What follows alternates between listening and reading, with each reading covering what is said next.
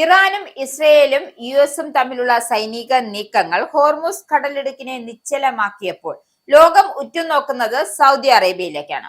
കാരണം ഇത്തരത്തിലൊരു പ്രതിസന്ധി നേരിടാൻ ഒരു ബദൽ പദ്ധതി 45 വർഷം മുമ്പേ സൗദി ആസൂത്രണം ചെയ്തിരുന്നു.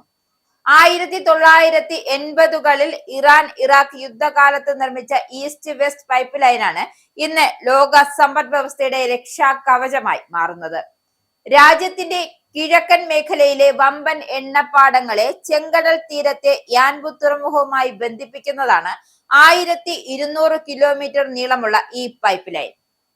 ഹോർമോസ് കടലിടുക്ക് ഒഴിവാക്കി എണ്ണ നേരിട്ട് ചെങ്കടലിലെത്തിക്കാൻ ഇതിലൂടെ സാധിക്കുന്നു. ലോകം നേരിട്ട ഏറ്റവും വലിയ ഊർജ പ്രതിസന്ധികളിലൊന്നിൽ സൗദി അറേബ്യയുടെ മുൻകൂട്ടിയുള്ള ആസൂത്രണം വലിയൊരു കവചമായി മാറിയിരിക്കുകയാണ്.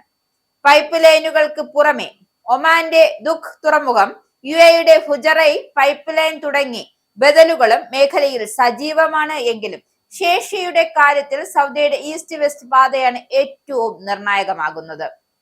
1979 ഇറാനിയൻ വിപ്ലവവും ഇതേ തുടർന്നുണ്ടായ ഇറാൻ ഇറാഖ് യുദ്ധവുമാണ് ഇത്തരം ഒരു ബദൽ പാതയെക്കുറിച്ച് സൗദി ആലോചിച്ചു തുടങ്ങാൻ കാരണമായത്.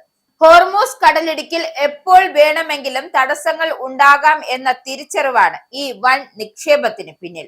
1980കളിലാണ് പൈപ്പ് ലൈനിന്റെ ആദ്യ ഘട്ടം പൂർത്തിയാകുന്നത്. പിന്നീട് 1990കളിലെ കുവൈറ്റ് അധിനിവേശത്തെ തുടർന്ന് പൈപ്പ് ലൈനിന്റെ ശേഷി പ്രതിദിനം 5 ദശലക്ഷം ബാരലായി ഉയർത്തി. വർഷങ്ങൾക്കിപ്പുറം, അതായത് 2019 ഹൂതികളുടെ ഡ്രോൺ ആക്രമണം പൈപ്പ് ലൈനെ ലക്ഷ്യമിട്ടു. എങ്കിലും സൗദി അരാംകോ തകരാറുകൾ അതിവേഗം തന്നെ പരിഹരിച്ചു. 2024 മുതൽ 2026 വരെയുള്ള കാലയളവിൽ പൈപ്പ് ലൈനിന്റെ ശേഷി പ്രതിദിനം 7 ദശലക്ഷം ബാരലായി സ്ഥിരപ്പെടുത്തുന്നതിനുള്ള നടപടികൾ പൂർത്തിയായി. പരമ്പരാഗതമായി പേർഷ്യൻ ഗൾഫ് തീരത്തെ ജുബൈൽ, റാസ് തനൂറ എന്നിവയ്ക്കായിരുന്നു സൗദി എണ്ണ വ്യവസായത്തിൽ പ്രാധാന്യം. എന്നാൽ യുദ്ധം കിഴക്കൻ തീരത്തെ സുരക്ഷാ ഭീഷണികൾ വർദ്ധിച്ചതോടെ സർക്കാർ ഉടമസ്ഥതയിലുള്ള എണ്ണ ഭീമനായ സൗദി അരാംകോ തങ്ങളുടെ പ്രവർത്തന കേന്ദ്രം താൽക്കാലികമായി പടിഞ്ഞാറൻ തീരത്തെ യാൻബുവിലേക്ക് മാറ്റിയിരിക്കുകയാണ്. നിലവിൽ ഏകദേശം 25 സൂപ്പർ ടാങ്കറുകളാണ് യാൻബുവിൽ എണ്ണ നിറയ്ക്കുന്നതിനായി കാത്തു നിൽക്കുന്നത്. ഇത് സാമ്പത്തികമായും ഭീമമായ ചെലവുള്ള കാര്യമാണ്. എങ്കിലും ആഗോള വിപണിയിൽ എണ്ണയുടെ ലഭ്യത ഉറപ്പുവരുത്താൻ സൗദി സർക്കാർ പ്രതിജ്ഞാബദ്ധമാണ്.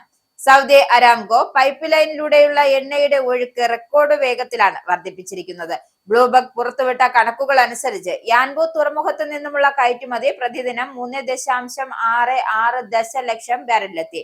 യുദ്ധത്തിന് മുൻപ് ഇത് കേവലം 8 ലക്ഷം ബാരൽ താഴെയായിരുന്നു. അതായത് കയറ്റുമതിയിൽ 4 ഇരട്ടിയിലധികം വർധനവാണ് രേഖപ്പെടുത്തിയിരിക്കുന്നത്. മേഖലയിലെ എണ്ണവാതക വ്യവസായം നേരിട്ടുള്ളതിൽ വെച്ച് ഏറ്റവും വലിയ പ്രതിസന്ധിയാണ് ഇത്. അതായത് സൗദി അരാംകോ സിഇഒ വ്യക്തമാക്കിയിട്ടുണ്ട് ഇക്കാര്യം. ലോകത്തെ ആകെ എണ്ണ ഉപഭോഗത്തിന്റെ 1/5, ഏകദേശം 20 ദശലക്ഷം ബാരൽ പ്രതിദിനം കടന്നുപോകുന്ന ഹോർമോസ് പാത അടഞ്ഞതോടെ വിപണിയിൽ ഉണ്ടായേക്കാവുന്ന വലിയ തകർച്ചയെ ഈ പൈപ്പ് ലൈൻ ഒരു പരിധിവരെ തടഞ്ഞു നിർത്തുന്നുണ്ട്.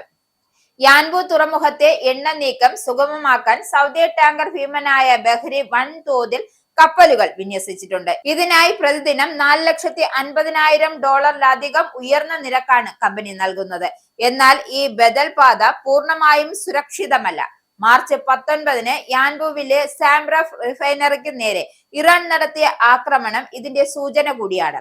ഇസ്രയേൽ ഇറാന്റെ വാതക പ്ലാന്റുകൾ ആക്രമിച്ചതിന് പ്രതികാരമായിട്ടായിരുന്നു ഈ നീക്കം. കൂടാതെ ചെങ്കടൽ വഴിയുള്ള യാത്രയിൽ കപ്പലുകൾക്ക് ബാബ് അൽ മന്ദബ് കടലിടുക്ക് കടക്കേണ്ടതുണ്ട്.